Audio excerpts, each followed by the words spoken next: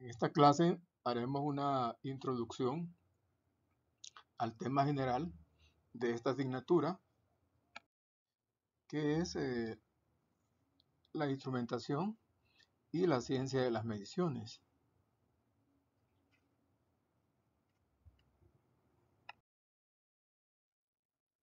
Un teléfono inteligente se puede considerar un sistema de medición móvil. En la imagen de la izquierda podemos ver un ejemplar de teléfono inteligente y se indican algunos de los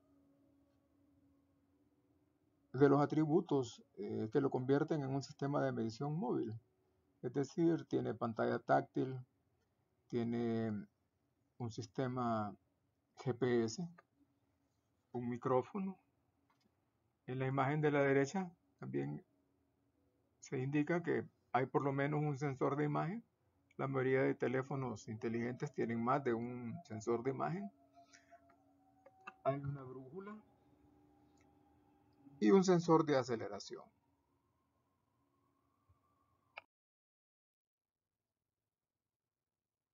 La ciencia de las mediciones está en todas partes. En la imagen de la izquierda podemos ver un termómetro de uso doméstico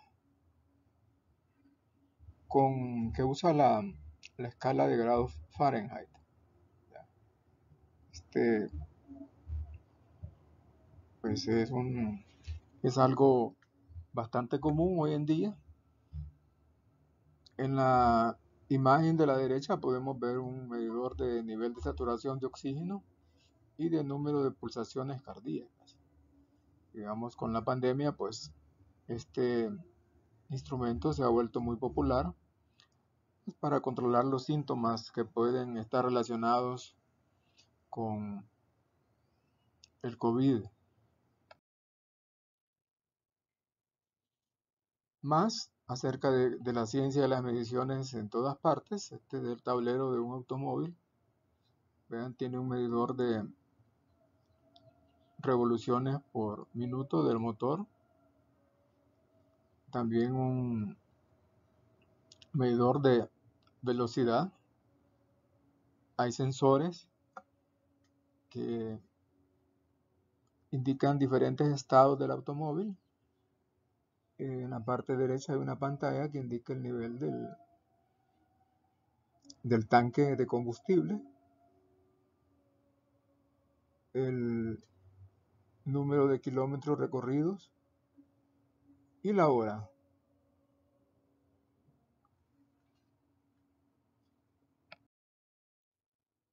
La importancia de las mediciones. Los números cuantifican una verdad. Decía Lord Kelvin que si en cualquier argumento no se incluían números, no se estaba diciendo nada.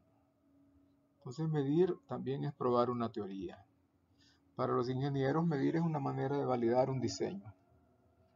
Ya sea que estemos probando un amplificador o una fuente de corriente o de tensión, a la hora de medir, probamos nuestro diseño, ¿no?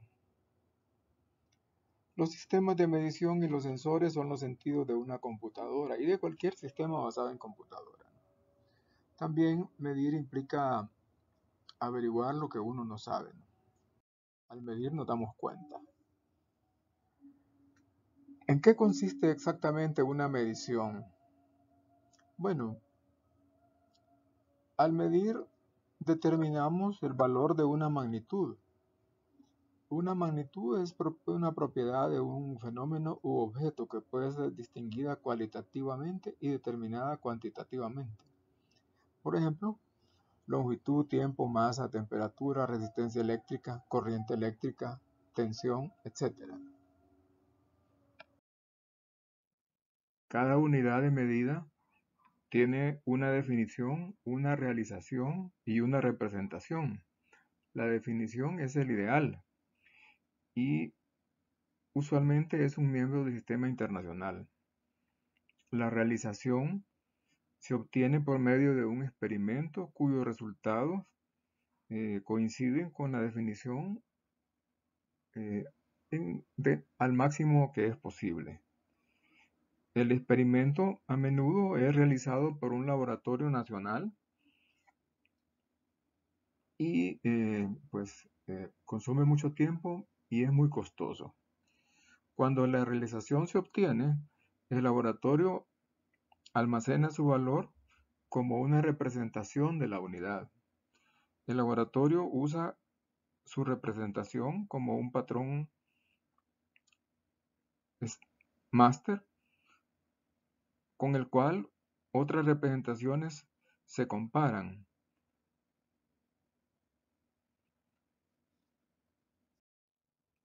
Hasta hace poco, la única unidad que estaba definida en términos de un objeto físico era la unidad de masa, el kilogramo. Sin embargo, en la situación actual, aún la masa ya se define en términos de propiedades de la materia o de constantes de la naturaleza, igual que el resto de unidades del sistema internacional. El Sistema Internacional de Unidades, SI, es el fundamento de la metrología moderna. Algunas veces se le conoce como el sistema métrico moderno, debido a que los nombres de muchas de sus unidades provienen del sistema métrico francés original. Su abreviación SI es tomada de su nombre francés, Système International d'Unités. Fue establecido en 1960 por la Conferencia General de Pesos y Medidas. La mayoría de naciones están suscritas a esta conferencia y usan el SI para la mayoría de propósitos legales, científicos y técnicos. Las unidades del SI son usadas internacionalmente y son la base de todas las mediciones modernas. El SI es un conjunto de definiciones. Los laboratorios nacionales realizan experimentos para realizar o expresar las unidades tal como están definidas. Algunos de esos experimentos conducen a representaciones de la unidad. Por ejemplo, el voltio puede ser realizado por medio de experimentos que usan el metro, kilogramo y segundo, pero su representación en un arreglo Josephson depende de una correlación estricta de la realización con 2E entre H, una relación de dos de las constantes de la naturaleza, siendo E la carga del electrón y H la constante de Planck. El SI consiste de 28 unidades, 7 unidades base, 2 suplementarias y 19 unidades derivadas.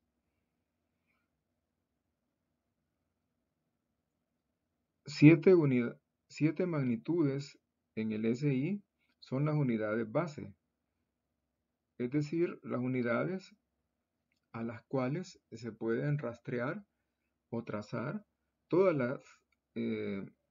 los parámetros de mediciones. Las 7 unidades base son longitud, masa, tiempo, corriente eléctrica, temperatura termodinámica, intensidad luminosa y cantidad de sustancia.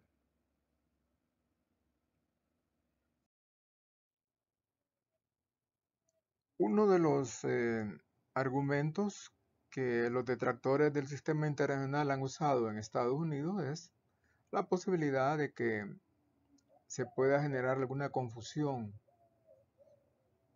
cuando se comunican cantidades que involucran unidades, sobre todo en Estados Unidos, ¿no? Digamos, he argumentado que si alguien confunde millas con kilómetros, o metros con pies, al dar una indicación en algunas áreas críticas como el transporte aéreo, eso podría provocar problemas. De hecho, en Canadá, cuando Canadá recién había adoptado el SI, casi ocurrió una catástrofe aérea, precisamente por esta razón. Digamos, el avión tenía que hacer un vuelo y tenía que recargar combustible, pero hubo confusión, digamos, a la hora de especificar eh, pues la cantidad de combustible, ¿no? Digamos, ahí se cruzaron las unidades SI con las unidades de uso corriente, pues en Norteamérica, puesto que la gente todavía estaba acostumbrada en Canadá a ese uso, ¿no?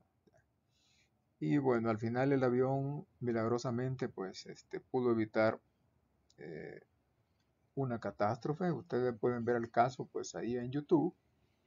Ahí aparece pues el título. Una parte del título tiene que ver con los aeropuertos involucrados en esa historia.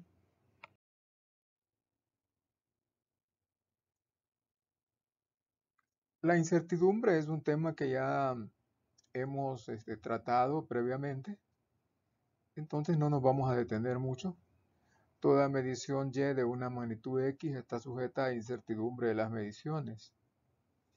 Digamos, hay factores influenciantes que pueden provocar incertidumbre, variaciones aleatorias en el valor medido, condiciones de medición variantes,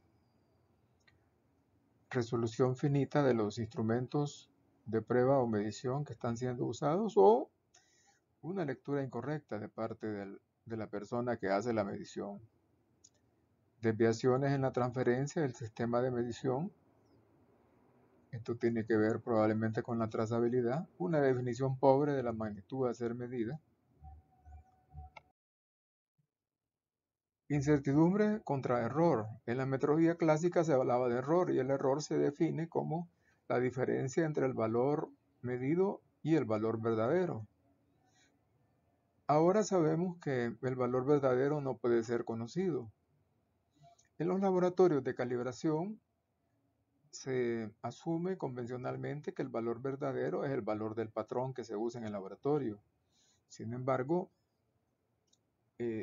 ese no es un valor verdadero absoluto. Entonces digamos, es una definición convencional de valor verdadero. El valor verdadero en realidad no puede ser conocido. En el estado actual de la ciencia de las mediciones, la incertidumbre representa el nivel de confianza del metrólogo acerca de la medición. Usualmente, esto significa que cuando una medición se acompaña de un valor de incertidumbre, el metrólogo generalmente eh, nos indica que hay un 95% de probabilidad que el valor verdadero se encuentre dentro del rango establecido por la incertidumbre alrededor del valor medido que se está reportando. Entonces, vean, hay varias formas en que se puede presentar la incertidumbre en la medición. Puede ser una desviación estándar, como por ejemplo, tal como se escribe acá, una masa de 100.02147 gramos con una desviación estándar de 0.35 miligramos, ¿no? También como un intervalo de confianza. La masa es 100.02147 más o menos 0.00079 gramos con un nivel de confianza del 95%. Por cierto, esta es la forma, digamos, convencional más usada para expresar el resultado de una medición. Los errores de medición desconocidos contribuyen a la incertidumbre de la medición. Esto, digamos, está relacionado con lo que la metodología clásica se definía como errores aleatorios. Algunos errores de medición pueden ser determinados por medio de calibración y a continuación pueden ser corregidos.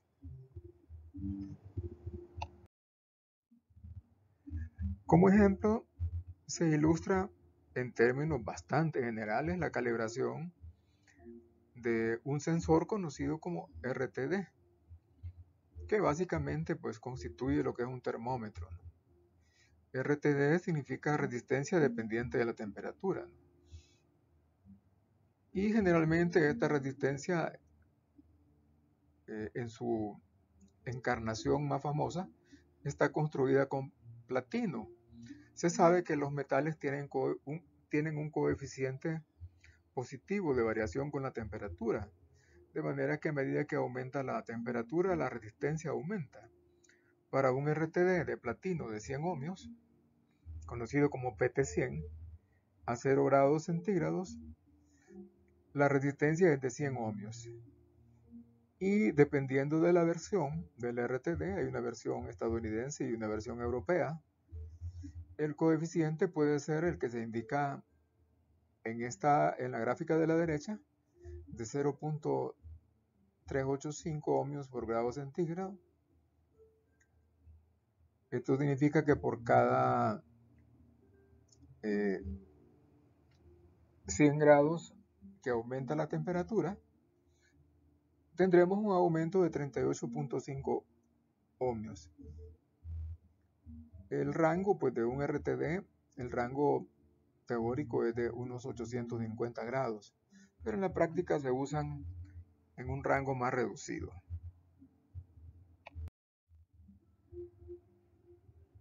El procedimiento de calibración consiste en comparar el RTD con un termómetro de referencia exacto, es decir, un patrón de trabajo que se encuentra en un laboratorio. Esto en varias temperaturas, dando como resultado pues una lista o una tabla de temperaturas medidas y valores de resistencia con incertidumbre de la medición. A continuación, efectuamos la determinación de los coeficientes de una fórmula que relaciona la resistencia con la temperatura. Y además, efectuamos la determinación de la incertidumbre correspondiente. Este es un ejemplo general, ¿no?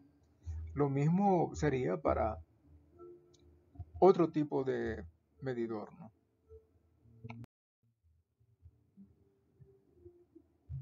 Ahora vamos a hablar un poco de los sistemas de instrumentación. En este caso, tenemos la estructura de un sistema de adquisición de datos, ¿no? El objeto de medición es el sistema físico en el cual pues estamos midiendo, ¿no? La magnitud a ser medida es una magnitud física y a menudo es una magnitud no eléctrica, pero puede ser eléctrica, ¿no? El primer bloque es la adquisición de datos. Usualmente pues ahí tenemos un sensor y algún subsistema electrónico, ¿no?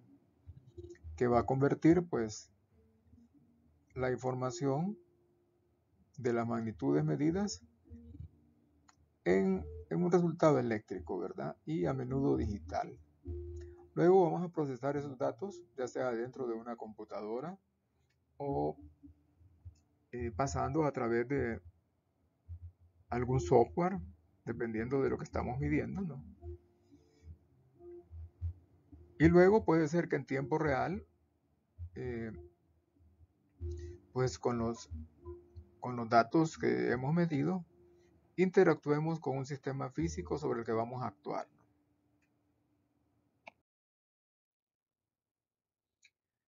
La estructura de un sistema de adquisición de datos, digamos en esta segunda aproximación, vean el bloque de adquisición de datos de la slide anterior. El sistema de adquisición de datos propiamente dicho, pues consta del objeto físico en el que estamos midiendo o sistema físico. El primer bloque del sistema de adquisición de datos propiamente dicho es un sensor. Digamos, en la salida del sensor ya tenemos una salida eléctrica, ¿no? Pero la salida eléctrica puede ser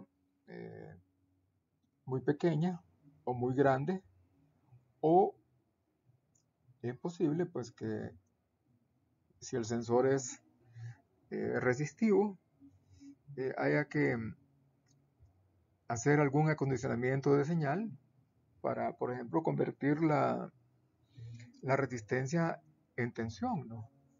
O puede ser que el sensor me dé una corriente como salida representando la magnitud física que estamos midiendo, y el acondicionamiento de señal va a consistir en convertir pues la corriente en tensión. Los sistemas electrónicos necesitan, cuando llegamos al bloque de conversión analógico a digital, una señal de tensión, que puede ser AC o DC, y eso determina la naturaleza del sistema, ¿no? Luego hacemos el procesamiento de datos. Ya habíamos dicho pues que esto puede ser un procesamiento pues en tiempo real, o puede ser un procesamiento offline, ¿verdad? Si es en tiempo real, pues inmediatamente vamos a la hora de distribuir los datos, a hacer una conversión digital analógico, porque los datos van a estar almacenados en el sistema de procesamiento de manera digital. Y si los queremos usar esa información, hay que hacer una conversión para volver a obtener señales analógicas. También hay que hacer algún acondicionamiento de señales en la salida del convertidor digital analógico. Usualmente esto consta de alguna forma de filtrado. Y por último tenemos un actuador. Digamos, si queremos actuar sobre un sistema físico, entonces pues va a depender de lo que queremos hacer, ¿verdad? Así será la naturaleza del actuador. En este slide se muestra más en detalle la estructura del sistema de adquisición de datos. En primer lugar está el sistema físico, en el cual pues medimos en el cual se encuentra presente la magnitud física que queremos medir. El sensor convierte pues la magnitud física que queremos medir en una magnitud eléctrica, ¿no? Básicamente pues los sensores pueden producir una salida de corriente, de tensión o resistiva, ¿no? Un sensor me da una transducción de información desde un dominio no eléctrico al dominio eléctrico, ¿no? El segundo bloque es el acondicionamiento de señal. Aquí, digamos, puede ser que la señal sea muy pequeña, pues hay que amplificarla. También puede ser que simplemente necesitemos hacer un acoplamiento de impedancia, ¿verdad? Es decir, el sensor, eh, dependiendo de la naturaleza del sensor, pues puede ser que requiera que la entrada del acondicionamiento de señal sea una alta impedancia, ¿ya? Un buffer, ¿verdad? Un seguidor de tensión, que va a tener una impedancia de salida baja, ¿verdad? También puede ser que haya ruido, ¿verdad? En la señal hacemos un filtrado, pero si la señal es dinámica, el filtrado, por ejemplo, puede tener una tarea específica que tiene que ver con la siguiente etapa, que es la conversión analógico-digital. En conversión de señales existe el teorema de Nyquist, que dice que la velocidad mínima de muestreo del sistema es la frecuencia máxima que se encuentra presente en la señal, que va a aparecer acá, por 2. ¿Ya? Entonces, esto solo se puede garantizar si filtramos de manera adecuada la señal, ¿no? Para que, digamos, se cumpla dicho teorema, es decir, que en la entrada la frecuencia máxima sea pues, la mitad de la frecuencia de muestreo, ¿no? Otra forma de acondicionamiento de señal es la conversión. Es decir, puede ser que el sensor sea resistivo, ¿verdad? Y la salida pues tiene que ser de tensión. O el sensor me produce una salida de corriente y yo debo de convertirlo en tensión. Y a eso se refiere esta parte, ¿verdad?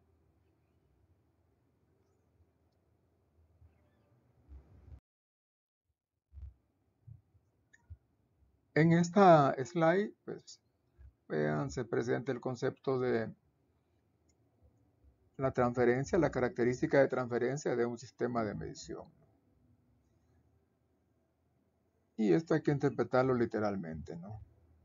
Usando la función de transferencia h, que es la que, pues, como se representa aquí, la señal de salida y1 puede ser convertida en un valor medido x1. Recuerden de que lo que está a la entrada es la magnitud física propiamente dicha, lo que estamos queriendo medir. Y la salida eléctrica será y1, ¿verdad? Entonces, con el valor medido y procesando esta información adecuadamente, por ejemplo, mediante un programa, podemos recuperar la magnitud física original, ¿verdad? Si hemos hecho bien las cosas, ¿verdad? La sensibilidad, pues tiene que ver con qué tan grande es la salida eléctrica, ¿verdad? En función, pues, del diseño de mi sistema, ¿no? Por ejemplo, algunos sensores me producen una salida muy pequeña, ¿no?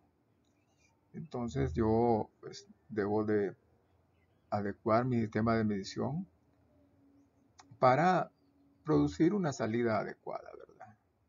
Entonces vean, la sensibilidad pues es la variación de la salida entre la variación de la magnitud física que estoy queriendo medir, ¿verdad? Si la transferencia fuera ideal, pues vean, la sensibilidad se escribiría de esta forma.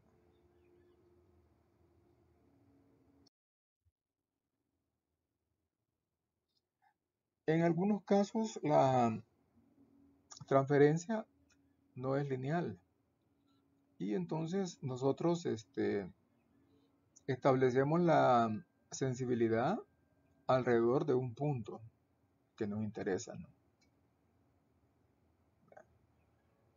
Por ejemplo, en algunos sensores se sabe pues que, por ejemplo, de temperatura, queremos conocer la sensibilidad alrededor, por ejemplo, de 200 grados, ¿verdad? ¿Ya? Y ajustamos nuestro sistema eh, para esa sensibilidad diferencial, ¿verdad? Y un ejemplo de sensibilidad con una balanza, como la que se ocupa en el supermercado, o como las que se utilizan, por ejemplo, en los ingenios para pesar la caña, ¿verdad? El principio es el mismo. Vean, la masa que estamos queriendo medir se coloca sobre la balanza y el efecto va a ser que la longitud de esta barra va a cambiar en un delta L, ¿verdad? Debido pues a que los materiales sufren una deformación con el esfuerzo, ¿verdad? En la barra se colocan dos resistencias, R4 y R2, cuyo valor va a cambiar con la deformación. Y pues necesitamos caracterizar, digamos, esos cambios de longitud en términos de la masa que estamos queriendo determinar. Este tipo de resistencias, cuyo valor cambia con la deformación, en inglés se conocen como strain gauge. Yo he encontrado una traducción de strain gauge como galgas extensiométricas, ¿verdad? Y aquí se muestra, vean, la resistencia con su valor nominal R y una longitud L. Y cuando la deformación provoca pues que la longitud efectiva sea L menos delta L, la resistencia será R menos delta R.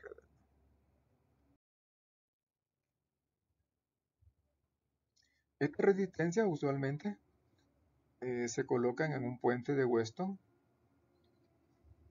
y nominalmente, es decir, en equilibrio. Esto quiere decir que si no hay ninguna masa colocada pues, en la balanza, la salida del puente va a ser cero, pues ya que el puente estaría equilibrado si las cuatro resistencias son iguales. Vean que las dos resistencias que van colocadas sobre la balanza son R4 y R2 en este caso, ¿no? Y se puede demostrar pues que la variación de la tensión de salida en función de delta R viene dada aproximadamente como delta R entre 2R por B sub G, que es la magnitud de la fuente, ¿no? Esto quiere decir pues que en esta configuración el valor de esta fuente es importante que sea exacto, pues, ya que la función de transferencia va a depender del valor de BG.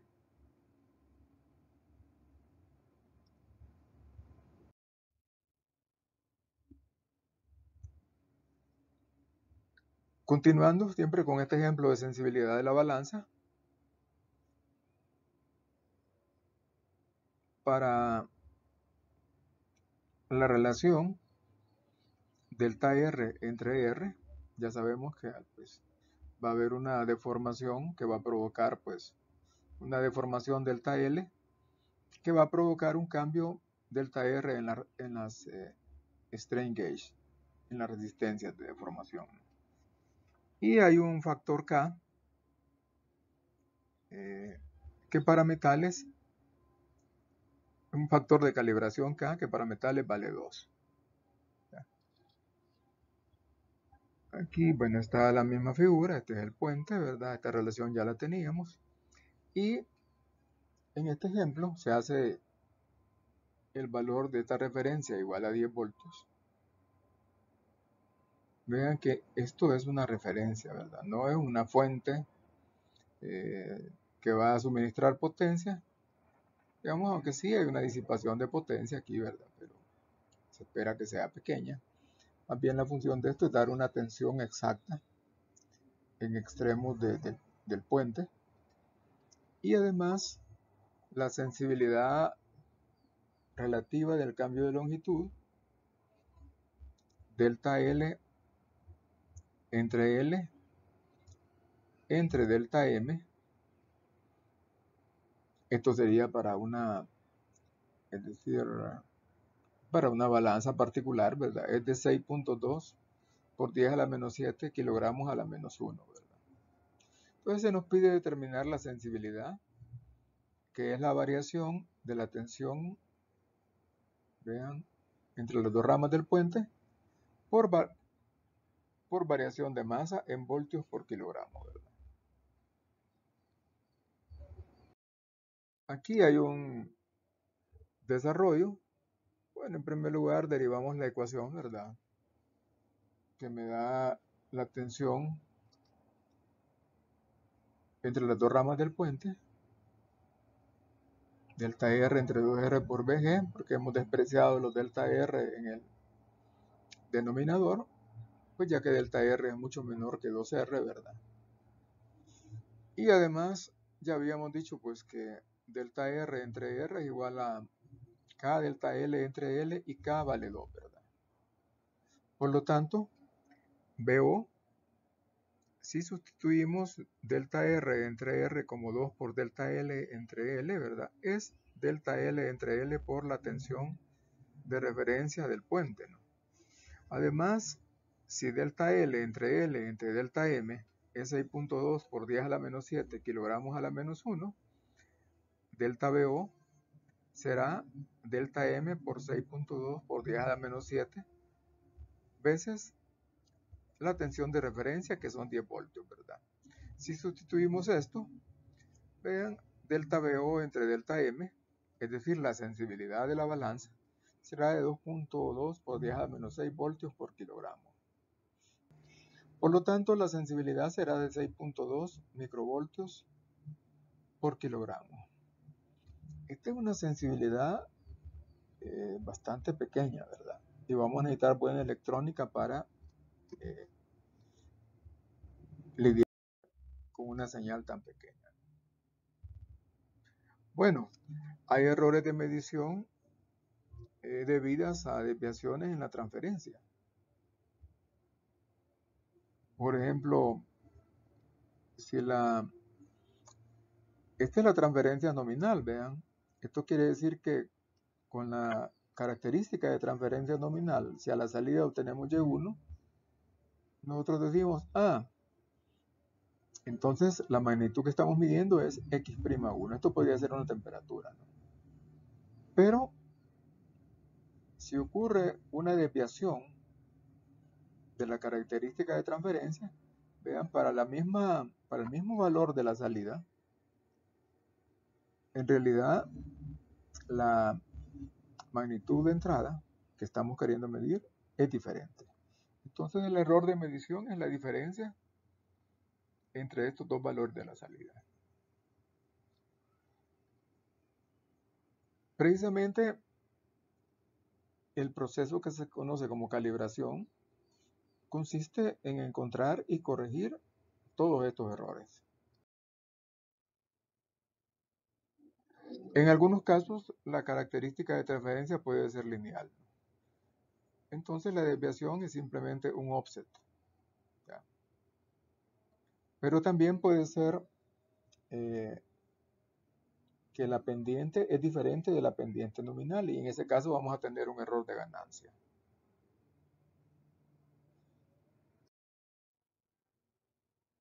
En otros casos, la característica de transferencia verdadera es no lineal, ¿no? Vean, la característica ideal es punteada, mientras que la característica verdadera es no lineal. Entonces aquí tendremos el error asociado a la no linealidad cuando la salida me produce Y1, ¿verdad?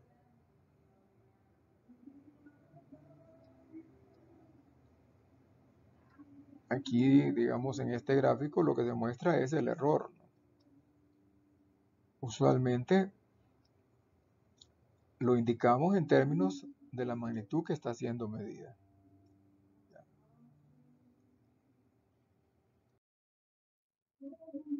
La sensibilidad cruzada se refiere a que en un sistema de medición, imaginémonos que, por ejemplo, que en la balanza lo que queremos medir es la masa, kilogramos, pero hay otras magnitudes físicas que influencian la salida. Entonces, lo que queremos medir es X, pero está esta otra magnitud que va a afectar el sistema de medición. Y dependiendo pues del valor de C, para diferentes valores de C, el sistema se va a comportar de esta manera, ¿no? Idealmente esto no debería de ser gran problema, pero como vamos a ver en el ejemplo final de esta clase, esto puede ser un gran dolor de cabeza. La ambigüedad se refiere a que no necesariamente hay una relación 1 a 1 entre la magnitud siendo medida y la salida, ¿no? Por ejemplo, puede haber saturación, es decir, que la característica de transferencia, la salida va aumentando con la entrada, con la magnitud siendo medida, hasta que en un cierto punto se satura, ¿no? Y se produce un recorte. Por diversas razones, ¿verdad? También está la histéresis. Digamos, para valores en aumento de X, la salida se podría mantener en ese valor y luego, al llegar a un cierto umbral, baja, ¿verdad? Luego, cuando venimos de regreso, aquí no se ha indicado, cuando venimos de regreso, la histéresis refleja en que la trayectoria es diferente, ¿verdad? Entonces, en ejemplos de histéresis magnética, pues este gráfico es un poco diferente, esta característica es un poco diferente, pero es la idea, ¿verdad? Otros sistemas tienen una zona muerta, ¿no? Es decir, cerca del cruce por cero, de la magnitud siendo medida, hay un salto, ¿verdad? Se pierde esta zona, ¿verdad? ¿Ya? Y esto puede deberse a diferentes razones, ¿verdad? En electrónica, pues si alguno de los amplificadores tiene propiamente una zona muerta, entonces va a afectar al resto del sistema, digamos, con un comportamiento como el que se muestra acá.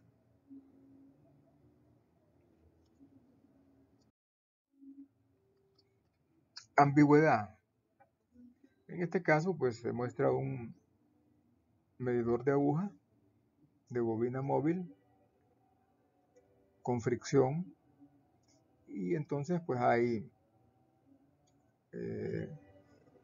saturación, es decir, puede haber saturación, puede haber histéresis, puede haber una zona muerta, no se sabe, ¿verdad? La magnetización de un núcleo ferromagnético, bueno, este es el ejemplo más claro de histéresis, ¿verdad? Vean la trayectoria de la característica de transferencia cuando va en aumento es diferente a la trayectoria de la característica cuando va en disminución y además hay un punto de saturación, ¿verdad?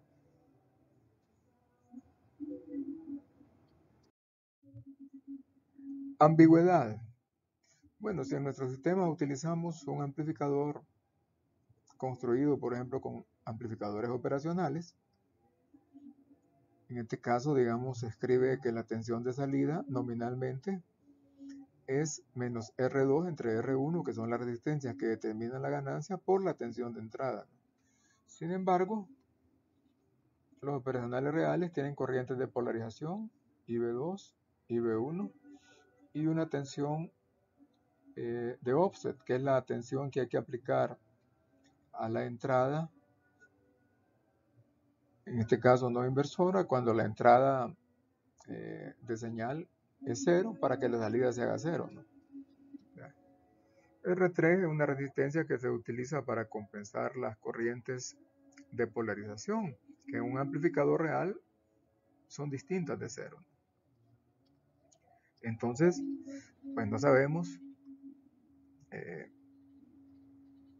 eh, digamos, si esto es lo que nos va a dar realmente la salida del amplificador. Además, la salida depende de los niveles de alimentación, que usualmente son bipolares. Entonces, si por alguna razón la salida tiende a acercarse demasiado a los niveles extremos, positivo o negativo, pues aquí se va a producir un recorte, ¿verdad?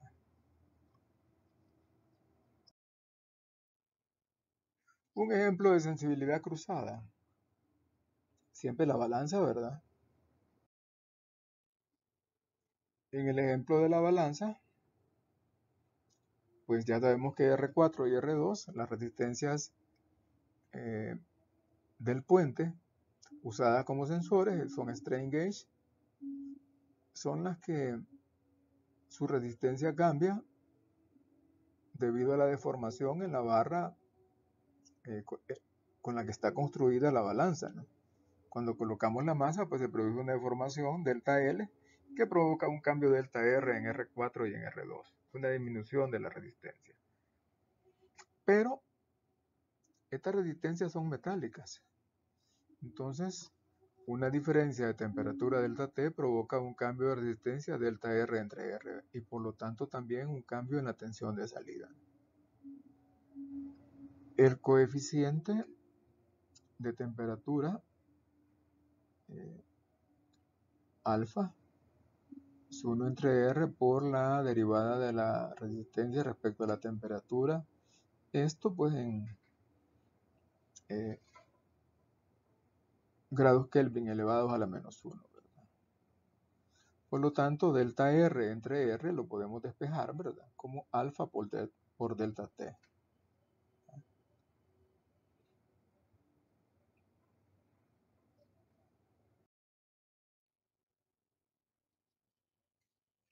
Delta R entre R, ya hemos dicho, lo podemos expresar como alfa por delta T. Y delta BO, es decir, la salida entre las dos ramas del puente, la tensión entre las dos ramas del puente, debido al cambio de temperatura será delta R entre 2R por el valor de la tensión de referencia, ¿no? La sensibilidad con la temperatura de la balanza, es decir, delta BO entre delta T, es alfa por eh, el valor de la referencia de tensión entre 2.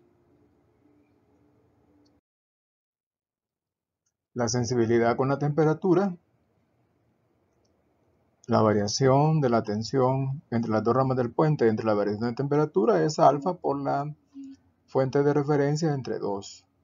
Con un valor de alfa, en este ejemplo, 2 por 10 a la menos 5 grados Kelvin a la menos 1 y una tensión de referencia de 10 voltios, la sensibilidad de temperatura es de 0.1 milivoltios por grado Kelvin, esto es 100 microvoltios por grado Kelvin, lo cual, si tomamos en cuenta que la sensibilidad con la masa es de 6.2 microvoltios por kilogramo, representaría un error de 16 kilogramos por grado Kelvin.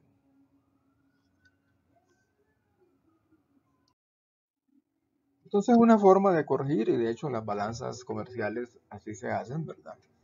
Es que las 4 ramas del puente son strain gauge, solo que estas no se deforman porque la acción, vean la línea de deformación corre en este eje, ¿verdad? Y las resistencias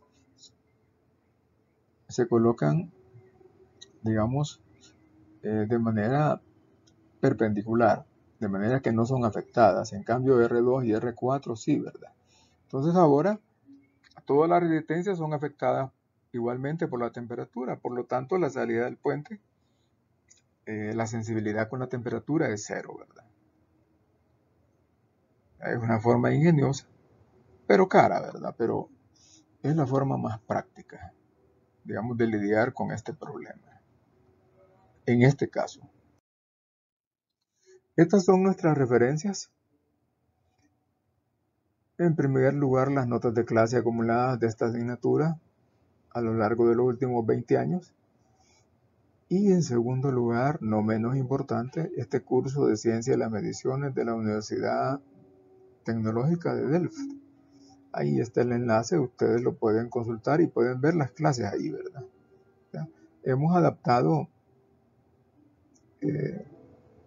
la lecture introductoria a nuestros recursos, ¿verdad? Así que esperamos que sea de utilidad para ustedes.